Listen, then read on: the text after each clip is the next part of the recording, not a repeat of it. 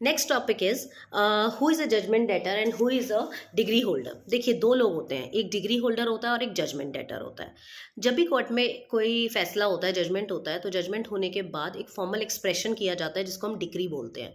Decree is a formal expression, जो जज ने जो भी फैसला लिया है उसका जो फॉर्मल एक्सप्रेशन होता है in form of return form, उसको हम डिक्री कहते हैं। अब डिक्री में दोनों तरफ की पार्टीज के बारे में जिक्र होता है।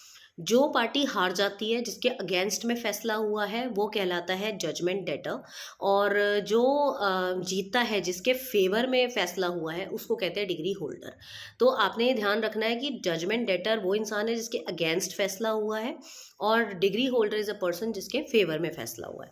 तो section 210 of the code defines judgment debtor as any person against whom the decree has been passed, against whom, okay, or an order capable of execution has been made.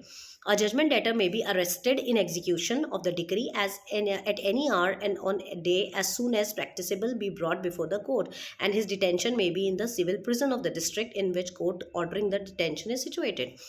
आगे आप कोई भी कहानी गा सकते हैं, मगर मेन जो है इसका पॉइंट यही है कि जिसके अगेंस्ट फैसला होता है या जिसके खिलाफ चीज़ें चली जाती हैं, वो जजमेंट डेटर कहलाता है। देखिए, मैं आपको एक चीज़ यहाँ पर बोलूँगी, एग्जाम में ना हम एक बहुत बड़ी प्रॉब्लम फेस करते हैं कि आंसर अल्टीमेटली 2 लाइन का ही होता है हमारे पास, बट क्वेश्चन पूछ लिया जाता है हमसे 10 नंबर में, 4 नंबर में, 20 नंबर में।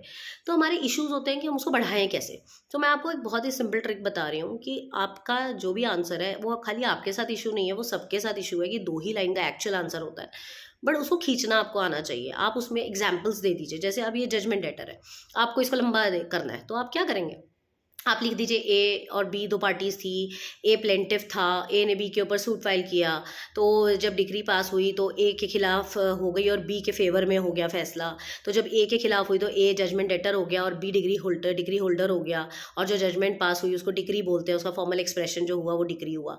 तो इस तरीके से कहानियां बना बना के, आप एग्जाम्पल्स डाल डाल के, हमने सबने एक्टिव पैसिव किया है इंग्लिश में, तो वही चीज़ आपको यहाँ करनी है। आपको 2 ही लाइन को खींच खींच के लंबा यहाँ पर करना है। This is known as judgment debtor and decree holder.